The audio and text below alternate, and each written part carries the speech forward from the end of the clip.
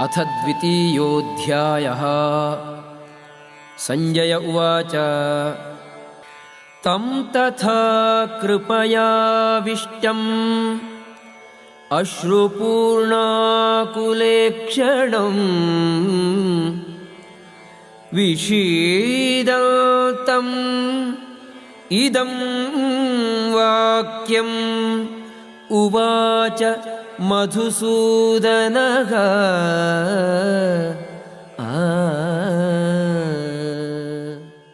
Sanjaya said, seeing Arjuna full of compassion, his mind depressed, his eyes full of tears, Madhusudana, Krishna, spoke the following words. Shri Bhagavanuvāca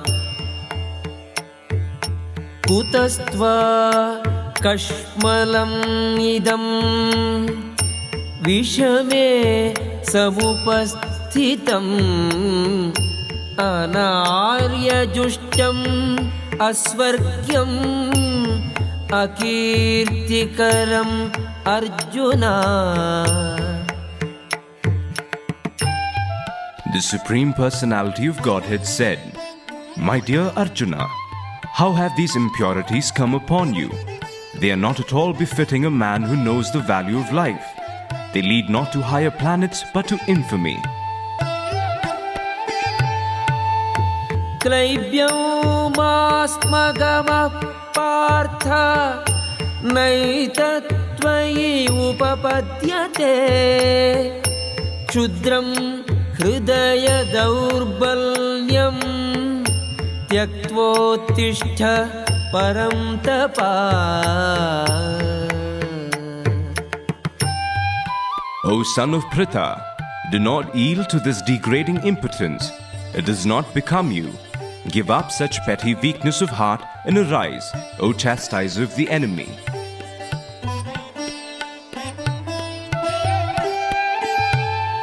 Arjuna uvacha Katham bhishmamaham Sankhye Dronam cha Madhusudana Ishubhihi pratiyotsyami Pujarhau Arisudana.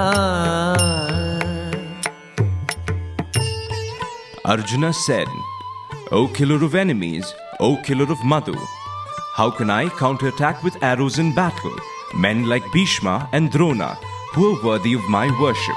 Guru nahatvahi mahanubhavan Shreyo bhoktum bhaikshyamapiha loke Hatvarthakamamstu guru nihaiva Bhunjiya bhogan rudhira pradigdhan. It would be better to live in this world by begging than to live at the cost of lives of great souls who are my teachers. Even though desiring worldly gain, they are superiors. If they are killed, everything we enjoy will be tainted with blood.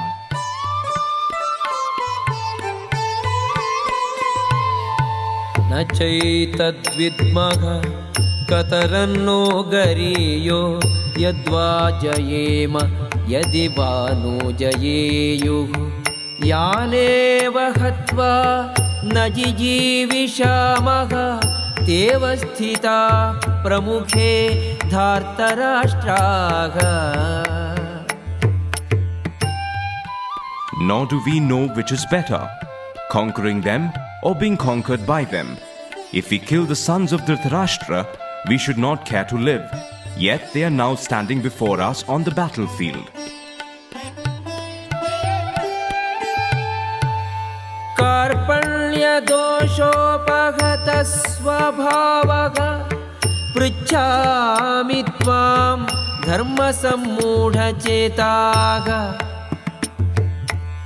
Yaccheyasyan nishchitam bruhitam me Shishyasteham shathimam tvam prapannam.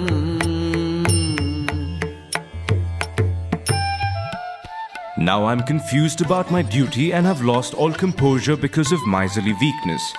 In this condition, I am asking you to tell me for certain what is best for me. Now I am your disciple and a soul surrendered unto you. Please instruct me. Nahi prapashyami mamapanudyad yachokamuchoshanam indriyanam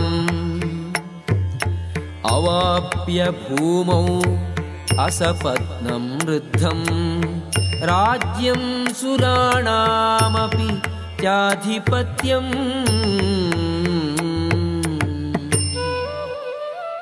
I can find no means to drive away this grief which is drying up my senses.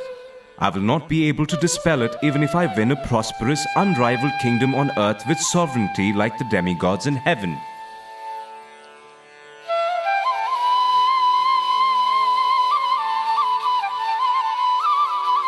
Sanjaya uvacha evamuktva hृषीकेशं गुडाकेशः परं तपा नयोत्स्ये इति गोविन्दम् उक्त्वा तूष्णीं बभूवः.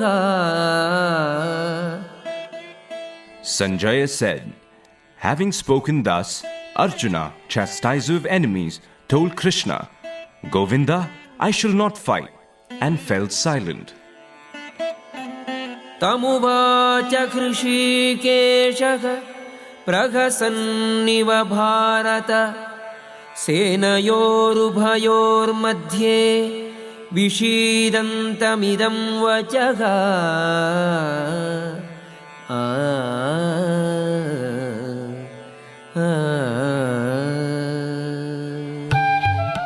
O descendant of Bharata, at that time Krishna, smiling in the midst of both armies, spoke the following words to the grief-stricken Arjuna.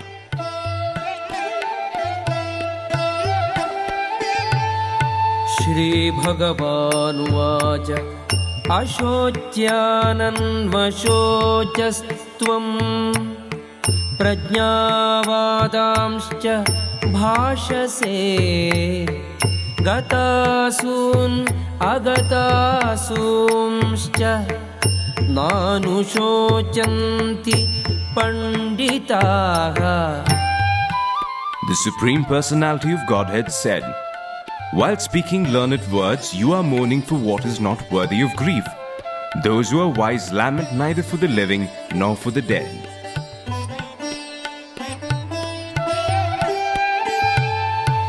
Natvevaham jatunasam natvam neme janadhipaha nachaiva na bhavishyamaha sarve vayamatah param. Never was there a time when I did not exist, nor you, nor all these kings, nor in the future shall any of us cease to be.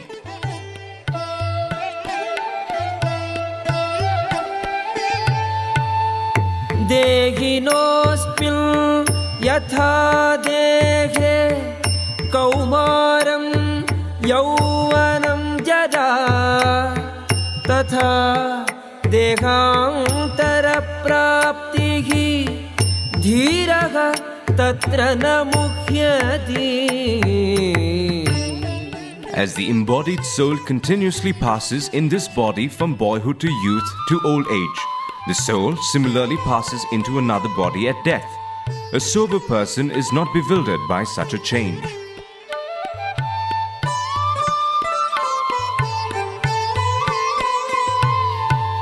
Matra sparshastu kaunteya shitoshna sukha dukkhadaha agamapayino nityaha tanstitikshasva bharata.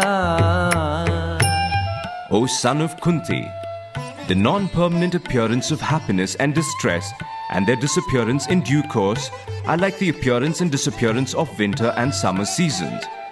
They arise from sense perception, O sign of Bharata, and one must learn to tolerate them without being disturbed. यं हि न व्यथयन्त्येते पुरुषं पुरुषर्षभा समदुःखसुखं धीरं सोमृतत्वाय कल्पते. O best among men, Arjuna, the person who is not disturbed by happiness and distress and is steady in both is certainly eligible for liberation. नासतो विद्यते भावो नाभावो विद्यते सतः उभयोरपि दृष्टोऽन्तः त्वनयोस्तत्त्वदर्शिभिः. Those who are seers of the truth have concluded that of the non-existent, the material body, there is no endurance, and of the eternal, the soul, there is no change. This they have concluded by studying the nature of both. अविनाशी तु तद्विद्धि येन सर्वमिदं तदम् विनाशम् अव्ययस्यास्य न कश्चित् कर्तुमर्हति. That which pervades the entire body, you should know to be indestructible. No one is able to destroy that imperishable soul. अन्तवन्त इमे देहा नित्यस्योक्ताः शरीरिणः अनाशिनो प्रमेयस्य तस्माद्युध्यस्व Bharata. The material body of the indestructible, immeasurable and eternal living entity is sure to come to an end. Therefore, fight, O descendant of Bharata. ययेनं वेत्ति हन्तारं यश्चैनं मन्यते हतम् उभौ तौ न विजानीतो नायं हन्ति न हन्यते. Neither he who thinks the living entity the slayer, nor he who thinks it slain is in knowledge. For the self slays not, nor is slain.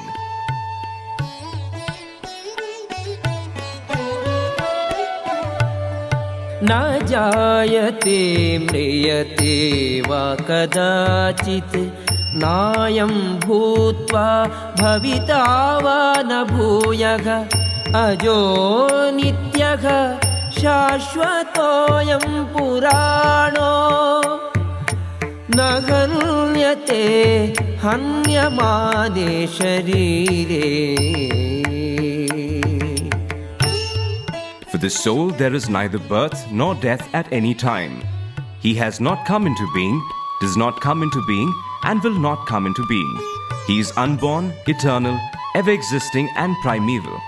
He is not slain when the body is slain. वेदाविनाशिनं नित्यं ययेनं अजम् अव्ययम् कथं स पुरुषः पार्थ कं घातयति हन्ति कम्. O Partha, how can a person who knows that the soul is indestructible, eternal, unborn and immutable kill anyone or cause anyone to kill? वासांसि जीर्णानि यथा विहाय नवानि गृह्णाति नरोपदानि तथा शरीराणि विहाय जीर्णानि अन्यानि संयाति नवानि देहि. As a person puts on new garments, giving up old ones, the soul similarly accepts new material bodies, giving up the old and useless ones. नैनं छिन्दन्ति शस्त्राणि नैनं दहति पावकः न चैनं क्लेदयन्त्यापो न शोषयति मारुतः. The soul can never be cut to pieces by any weapon, nor burnt by fire, nor moistened by water, nor withered by the wind. अच्छेद्योऽयम् अदाह्योऽयम् अक्लेद्यो शोष्य एव च नित्यः सर्वगतः स्थाणुः अचलोऽयं सनातनः. This individual soul is unbreakable and insoluble, and can be neither burnt nor dried. He is everlasting, present everywhere, unchangeable, immovable, and eternally the same. अव्यक्तोऽयम् अचिन्त्योऽयम् अविकार्योऽयमुच्यते. तस्मादेवं विदित्वैनं नानुशोचितुम् अर्हसि. It is said that the soul is invisible, inconceivable, and immutable. Knowing this, you should not grieve for the body. अथ चैनं नित्यजातं नित्यं वा मन्यसे मृतं. तथापि त्वं महाबाहो नैनं शोचितुम् अर्हसि. If, however, you think that the soul or the symptoms of life is always born and dies forever, you still have no reason to lament, O mighty armed. जातस्य हि ध्रुवो मृत्युः ध्रुवं जन्म मृतस्य च. तस्मात् अपरिहार्येऽर्थे न त्वं शोचितुम् अर्हसि. One who has taken his birth is sure to die, and after death one is sure to take birth again. Therefore, in the unavoidable discharge of your duty, you should not lament. अव्यक्तादीनि भूतानि व्यक्तमध्यानि भारत. अव्यक्तनिधनानि एव तत्र का परिदेवना. All created beings are unmanifest in their beginning, manifest in their entrance state, and unmanifest again when annihilated. So what need is there for lamentation? आश्चर्यवत् पश्यति कश्चिदेनम् आश्चर्यवद्वदति तथैव चान्यः. आश्चर्यवच्चैनम् अन्यः शृणोति श्रुत्वाप्येनं वेद न चैव कश्चित्.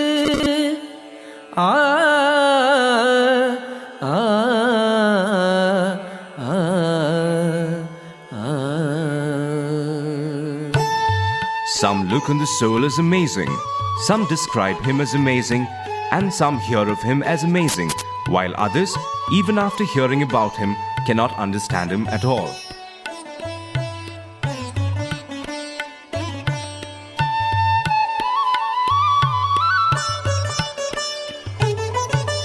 देही नित्यम् अवध्योऽयम् देहे सर्वस्य भारत.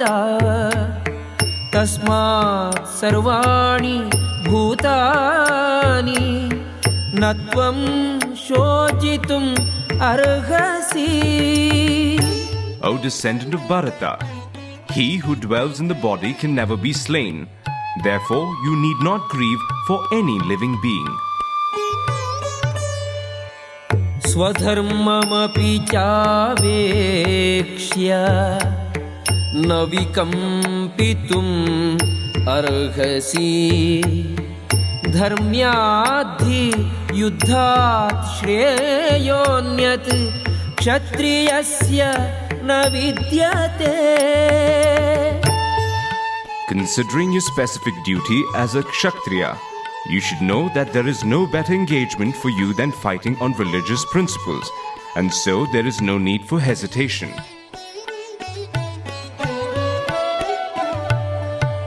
यदृच्छया चोपपन्नम् स्वर्गद्वारम् अपावृतम् सुखिनः क्षत्रियाः पार्थ लभन्ते युद्धम् ईदृशम्. O Partha, happy are the Kshatriyas to whom such fighting opportunities come unsought, opening for them the doors of the heavenly planets. अथ चेत्त्वमिमं धर्म्यं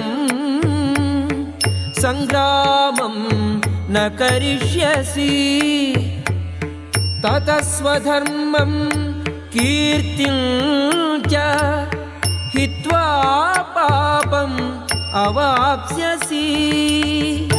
If, however, you do not perform your religious duty of fighting, then you will certainly incur sin for neglecting your duties and thus lose your reputation as a fighter.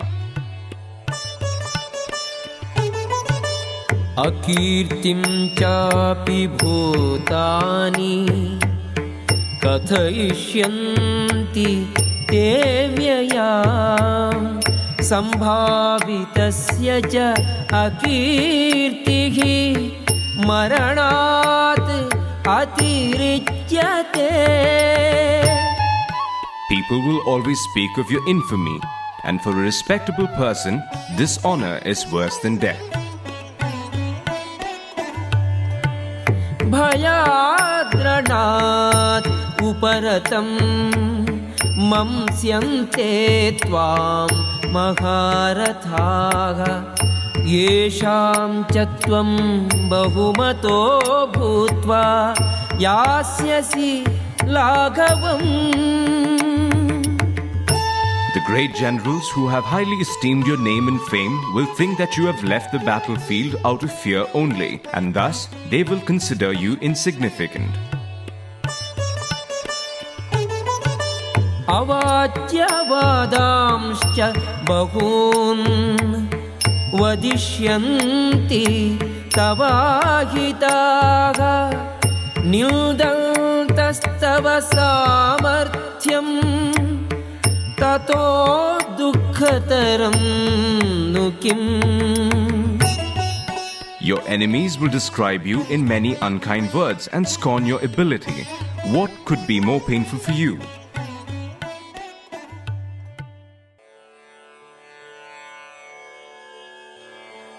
हतो वा प्राप्स्यसि स्वर्गम् जित्वा वा भोक्ष्यसे महीम्.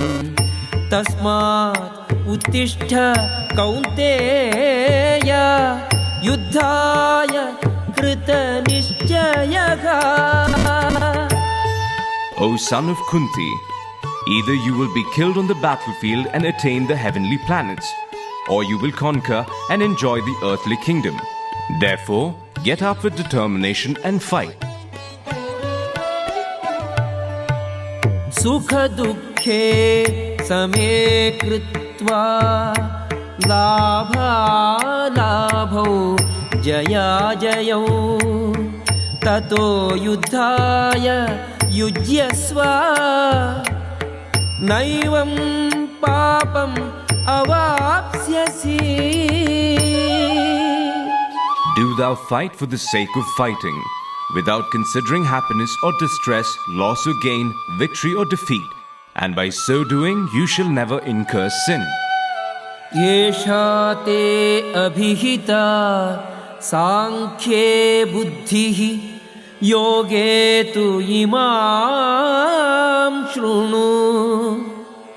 बुद्ध्या युक्तो यया पार्थ कर्मबन्धं प्रहास्यसि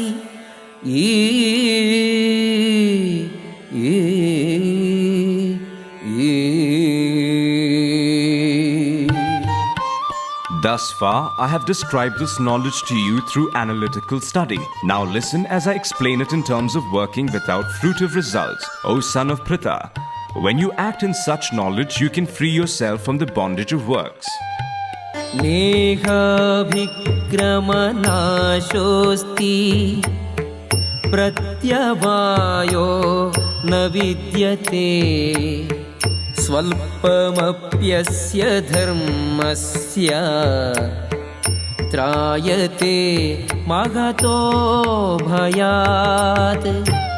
In this endeavor, there is no loss or diminution, and a little advancement on this path can protect one from the most dangerous type of fear.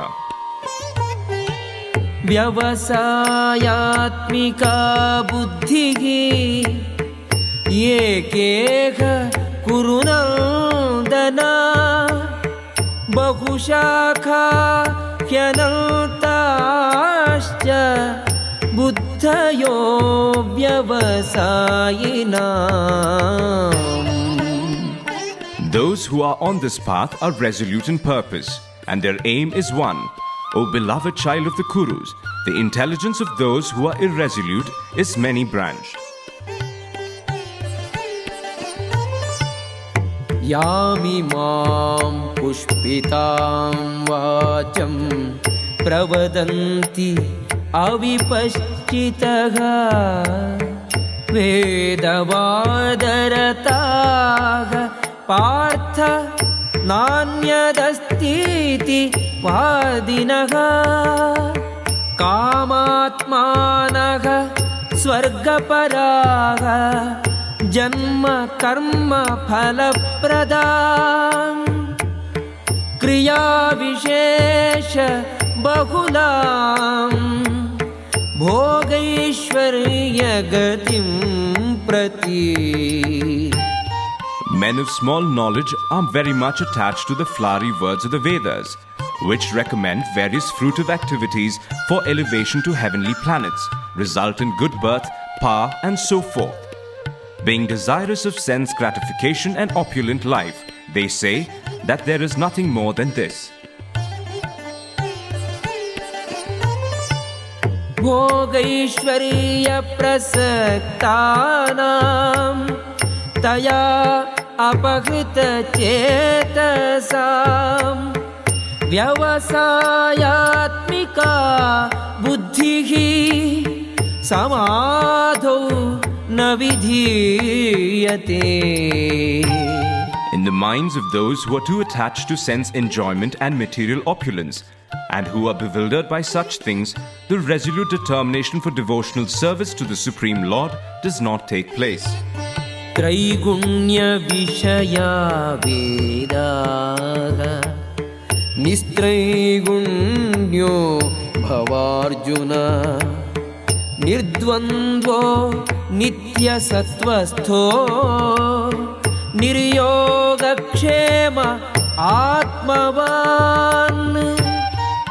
The Vedas deal mainly with the subject of the three modes of material nature. O Arjuna, become transcendental to these three modes, be free from all dualities and from all anxieties for gain and safety, and be established in the self.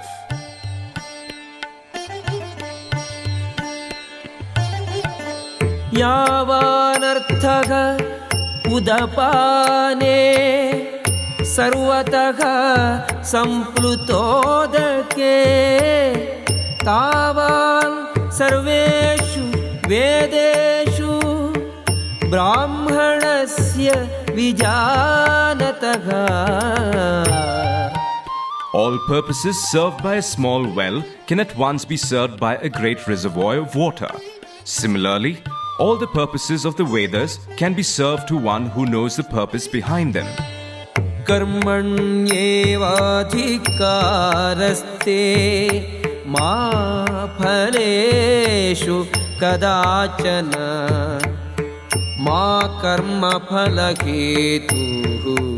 भू मा ते संगोस्तु अकर्मणि. You have a right to perform your prescribed duty, but you are not entitled to the fruits of action. Never consider yourself the cause of the results of your activities and never be attached to not doing your duty. योगस्थः कुरु कर्माणि संगं त्यक्त्वा धनञ्जय सिद्ध्यसिद्ध्योः समो भूत्वा समत्वं योग उच्यते. Perform your duty equipoised, O Arjuna, abandoning all attachment to success or failure. Such equanimity is called yoga.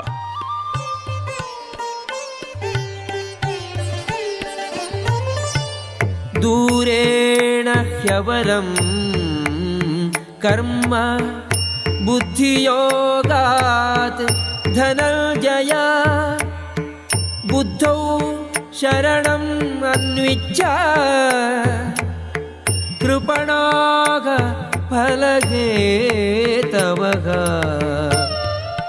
O Dhananjaya, keep all abominable activities far distant by devotional service, and in that consciousness surrender unto the Lord. Those who want to enjoy the fruits of their works are misers. बुद्धियुक्तो जगातीह उभे सुकृत दुष्कृते तस्माद्योगाय युज्यस्व योगः कर्मसु कौशलम्. A man engaged in devotional service rids himself of both good and bad actions even in this life. Therefore, strive for yoga, which is the art of all work. कर्मजं बुद्धियुक्ता हि फलं त्यक्त्वा मनीषिणः जन्मबन्धविनिर्मुक्ताः पदं गच्छन्ति अनामयम्. By thus engaging in devotional service to the Lord, great sages or devotees free themselves from the results of work in the material world. In this way, they become free from the cycle of birth and death and attain the state beyond all miseries by going back to Godhead. यदा ते मोहकलिलं बुद्धिः व्यतितरिष्यति तदा गन्तासि निर्वेदं श्रोतव्यस्य श्रुतस्य च. When your intelligence has passed out of the dense forest of delusion, you shall become indifferent to all that has been heard and all that is to be heard. श्रुति विप्रतिपन्ना ते यदा स्थास्यति निश्चला समाधौ अचला बुद्धिः तदा योगम् अवाप्स्यसि. When your mind is no longer disturbed by the flowery language of the Vedas, and when it remains fixed in the trance of self-realization, then you will have attained the divine consciousness. Arjuna उवाच स्थितप्रज्ञस्य का भाषा समाधिस्थस्य केशव स्थितधीः किं प्रभाषेत किमासीत व्रजेत किम्. Arjuna said, O Krishna, what are the symptoms of one whose consciousness is thus merged in transcendence? How does he speak and what is his language? How does he sit and how does he walk? Shri Bhagavanuvāca Prajahati Yada Kaman Sarvan Partha Manogatan आत्मन्येवात्मना तुष्टः स्थितप्रज्ञः तदोच्यते. The Supreme Personality of Godhead said, O Partha, when a man gives up all varieties of desire for sense gratification, which arise from mental concoction, and when his mind, thus purified, finds satisfaction in the self alone, then he is said to be in pure transcendental consciousness.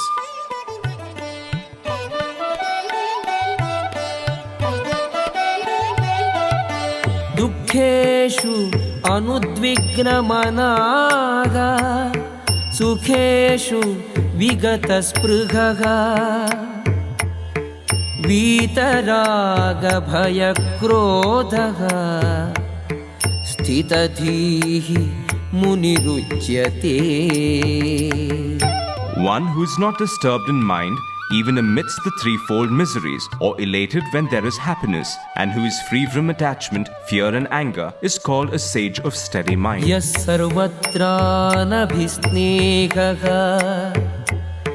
तत्तत्प्राप्य शुभाशुभम् नाभिनन्दति न द्वेष्टि तस्य प्रज्ञा प्रतिष्ठिता.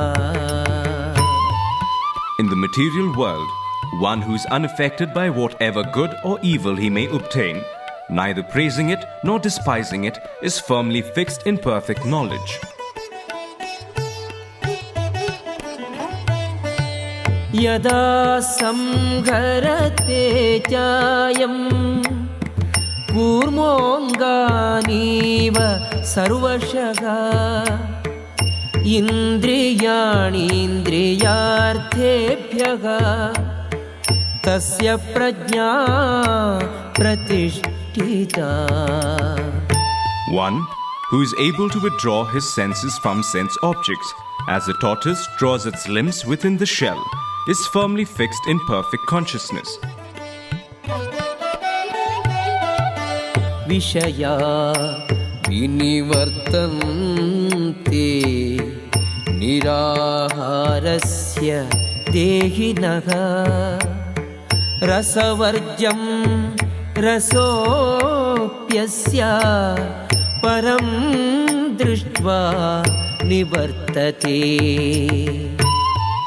The embodied soul may be restricted from sense enjoyment, though the taste for sense objects remains.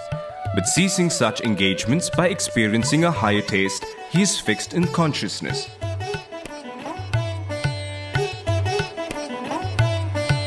यततो ह्यपि कौन्तेय पुरुषस्य विपश्चितः इन्द्रियाणि प्रमाथीनि हरन्ति प्रसभं मनः. The senses are so strong and impetuous, O Arjuna, that they forcibly carry away the mind even of a man of discrimination who is endeavoring to control them. तानि सर्वाणि संयम्य युक्त आसीत मत्परः वशे हि यस्येन्द्रियाणि तस्य प्रज्ञा प्रतिष्ठिता.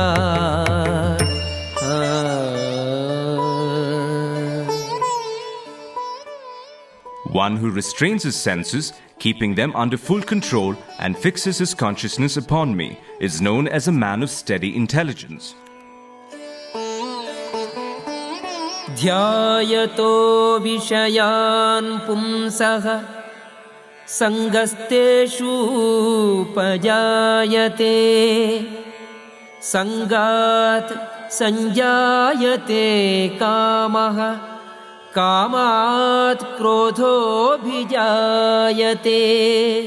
While contemplating the objects of the senses, a person develops attachment for them, and from such attachment lust develops, and from lust anger arises. क्रोधात् भवति सम्मोहः सम्मोहात् स्मृतिविभ्रमः स्मृतिभ्रंशात् बुद्धिनाशो बुद्धिनाशात् प्रणश्यति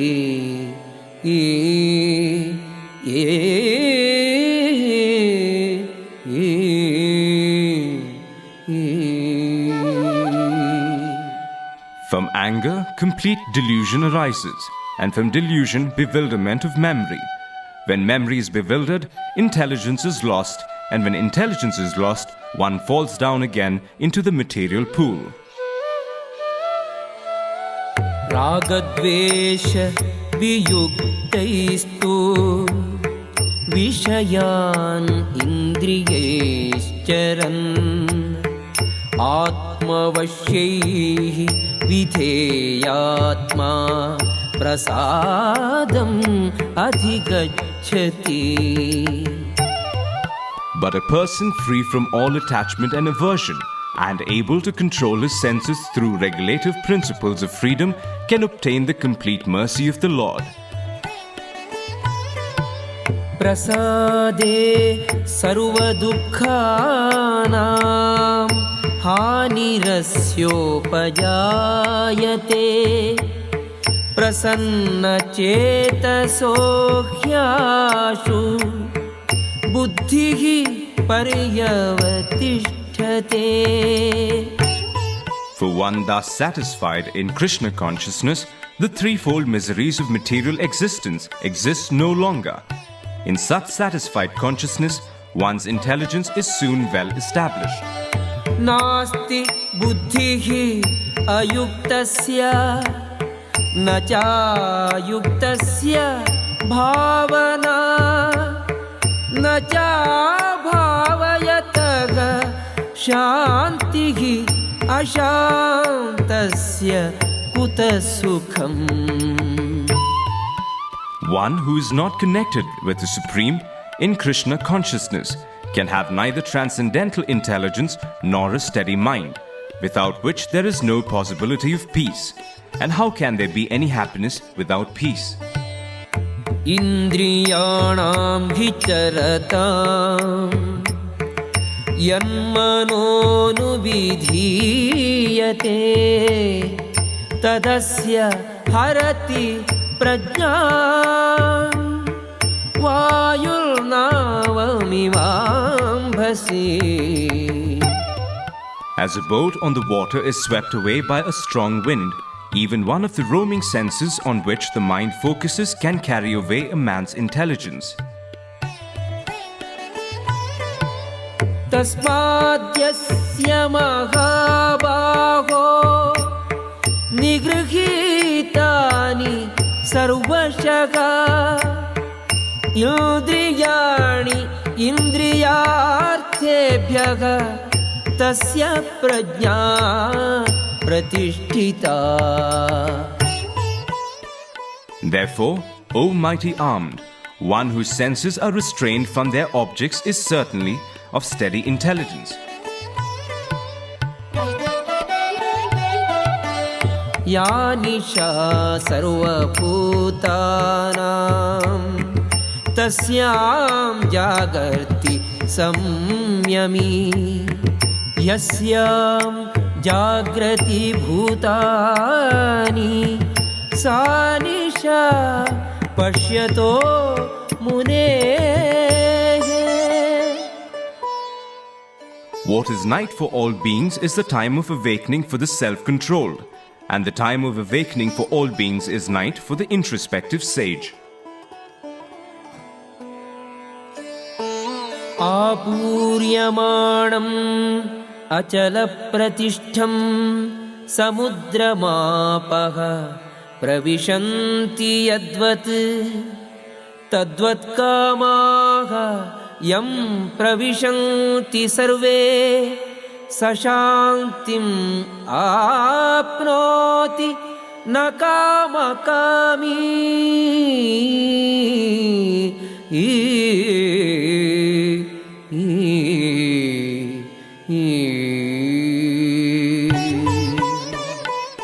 A A person who is not disturbed by the incessant flow of desires that enter like rivers into the ocean, which is ever being filled but is always still, can alone achieve peace, and not the man who strives to satisfy such desires.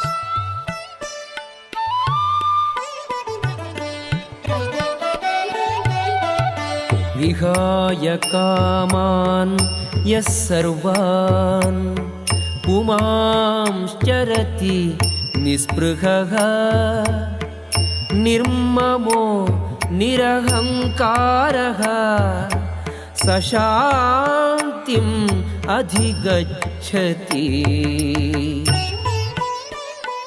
A person who has given up all desires for sense gratification, who lives free from desires, who has given up all sense of proprietorship and is devoid of false ego, he alone can attain real peace.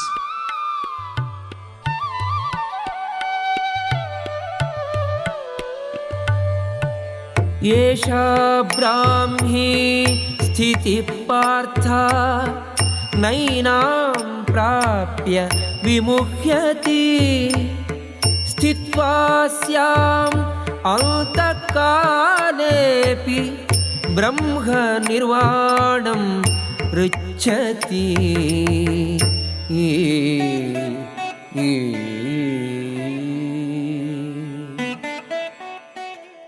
That is the way of the spiritual and godly life, after attaining which a man is not bewildered.